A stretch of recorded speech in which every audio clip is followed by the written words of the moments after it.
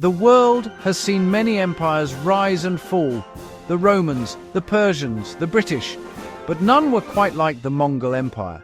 At its zenith, it was the largest contiguous land empire in history, a colossal territory stretching from the shores of the Pacific Ocean to the very heart of Europe. It covered a staggering 24 million square kilometers.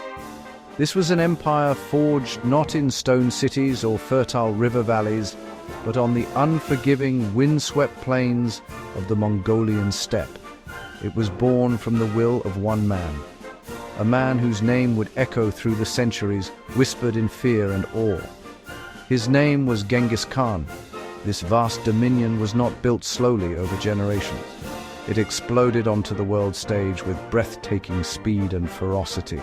In less than a century, a collection of nomadic tribes, previously unknown to much of the world, conquered kingdoms that had stood for 1,000 years. The man who would become Genghis Khan was not born into power.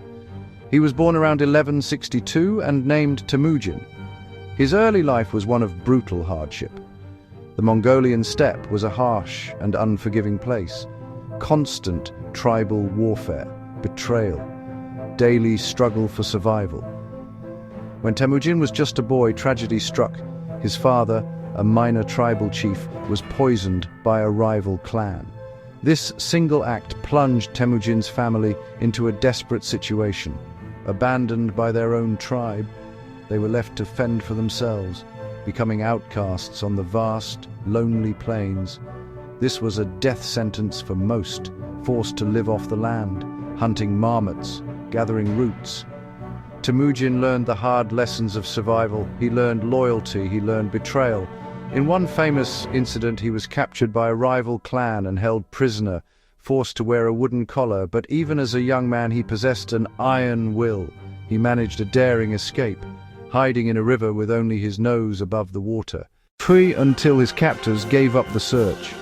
This period of suffering did not break him, it forged him. It instilled in him a relentless determination and a deep understanding of the brutal politics of the steppe. As he grew into a man, Temujin began to build a following.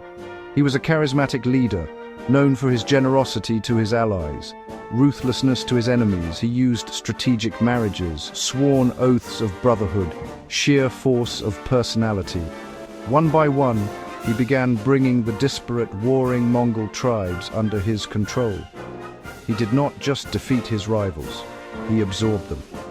He broke up the old tribal structures and reorganized the people based on loyalty to him alone. This was a revolutionary act that laid the foundation for a unified Mongol nation. The culmination of his efforts came in 1206.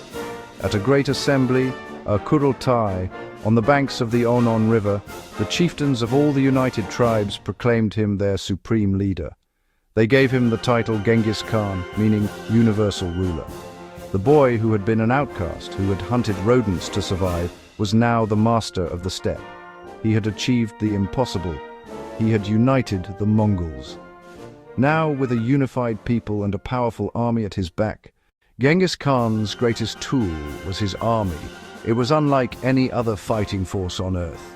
It was not the biggest, but the fastest, the most disciplined, the most feared. The foundation of this incredible war machine was the Mongol warrior himself. Raised in the saddle from infancy, every man was a superb horseman and a deadly archer. They could ride for days on end, sleeping on horseback, drinking mare's milk, or even blood from their horses' veins to survive. Their primary weapon was the Mongol composite bow. It was a masterpiece of engineering, capable of shooting arrows with lethal force over distances of 350 meters, far outranging their enemies. Khan's genius was in how he organized these warriors.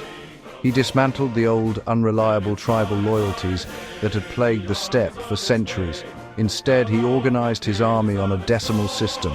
Soldiers were grouped into units of 10 called Arban, 100 called Zulun, 1,000 called Mingan, and 10,000 called Tumen. Crucially, men from different tribes were mixed together in these units. This meant their loyalty was no longer to their old clan chief. but to their unit commander, and ultimately to Genghis Khan himself.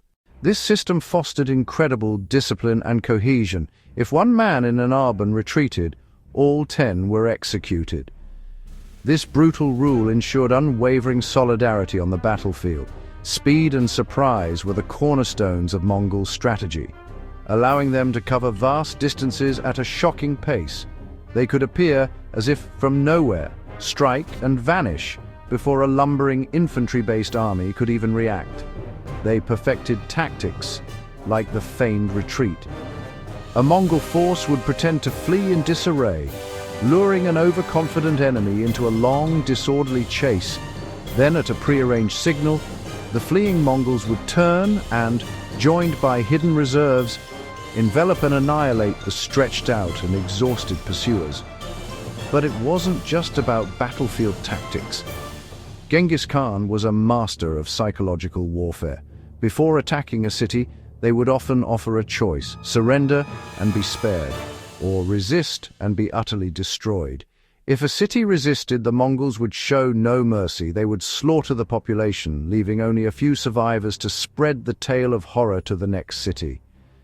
This fear became a weapon in itself. The very rumor of a Mongol army's approach was often enough to cause cities and kingdoms to surrender without a fight, saving Mongol lives and resources for the next conquest. With the tribes united and his army perfected, Genghis Khan unleashed his storm upon the world.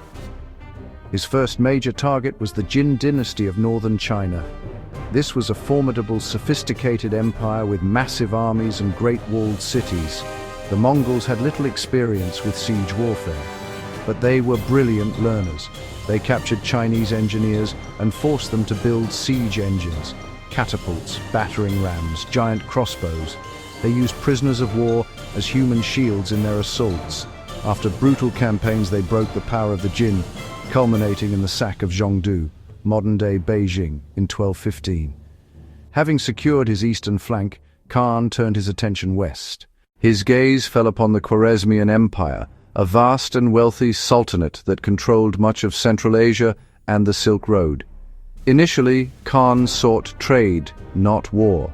He sent a caravan of merchants, diplomats to the Shah of Khwarezm, but in an act of monumental arrogance, a local governor had the merchants killed and their goods seized. When Khan sent envoys to demand justice, one envoy was executed. The others shaved in humiliation. This was a fatal mistake. Genghis Khan was enraged. He famously vowed, "I am the punishment of God." The invasion of the Khwarezmian Empire was a masterclass in strategic warfare. Khan divided about 100,000 men into multiple columns, attacking from several directions at once. While the Shah focused on his major cities, Khan led an epic march across the supposedly impenetrable Kizil Kum Desert to emerge deep behind enemy lines, where least expected. The great cities of the Silk Road fell one by one: Bukhara, Samarkand, Urgench. The destruction was apocalyptic, leaving a scar on the region for centuries. The Mongol tide did not stop there. He sent his greatest generals, Jabi and Subutai, on an extraordinary reconnaissance with 20,000 men to raid around the Caspian Sea. They smashed the Kingdom of Georgia and defeated a coalition of Russia's princes at the Kalka River in 1223. This 3-year, 8,000-kilometer expedition brought the Mongols to the edge of Europe and previewed the full-scale invasion to come, forever changing Russia and Eastern Europe. While Genghis Khan is often remembered for his brutality, his rule had a profound and surprisingly constructive impact. He was more than just a conqueror. He was a nation builder and an administrator of genius. One of his greatest legacies was a written legal code known as the Yasa, governing everything from property rights and the punishment for theft, which was death, to military discipline and social behavior. The Yasa created a stable, predictable legal framework across the vast empire, promoting order and unity among diverse conquered peoples. By bringing territories from China to Europe under one rule, Genghis created the Pax Mongolica. For the first time in centuries, the Silk Road was safe. The Mongols ruthlessly policed the routes, eradicating bandits, and established the Yam, a system of relay stations that provided fresh horses and provisions for merchants, messengers, and diplomats. Security spurred an unprecedented boom in trade and communication. Goods, ideas, and technologies flowed as never before. Gunpowder, printing, the compass, and paper money made their way to Europe, fueling the Renaissance. In return, European goods and ideas traveled east. Marco Polo's journey to Kublai Khan's court became the emblem of this new connectivity. The Mongol Empire acted as a transmission belt for culture, science, and commerce, shrinking the known world. Genghis Khan also practiced remarkable religious tolerance. As a shamanist, he believed in a single sky god, but he saw value in all religions. He exempted Buddhist monasteries, Christian churches, and Muslim mosques from taxes, allowing free worship. He even summoned leaders to debate their philosophies, a pragmatic path to governing a multi-ethnic, multi-religious empire. Genghis Khan died in 1227 during a campaign against the Tangut. The exact cause and location remain a mystery, his followers concealing him in an unmarked grave somewhere in Mongolia. But his death was not the end. He had divided the empire among his 4 sons into Khanates to carry on the great task. Ogedei Khan launched the full-scale invasion of Europe led by the brilliant Subutai. They crushed Poland and Hungary in 1241, reaching Vienna's outskirts until Ogedei's sudden death forced a withdrawal to elect a new leader. To the east, Kublai Khan completed the conquest of China, founded the Yuan dynasty, and moved the capital to present-day Beijing. At its peak, the Mongol Empire was a world power.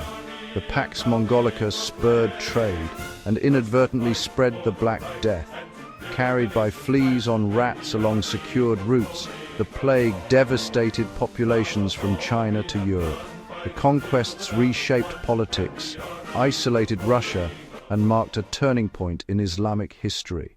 Today, Genghis Khan remains a figure of immense historical importance. In the West, his name is often synonymous with barbarism and destruction, but in Mongolia he is revered as the founding father of the nation, a unifying figure who gave his people an identity and a place in world history. His legacy is complex and dual-sided.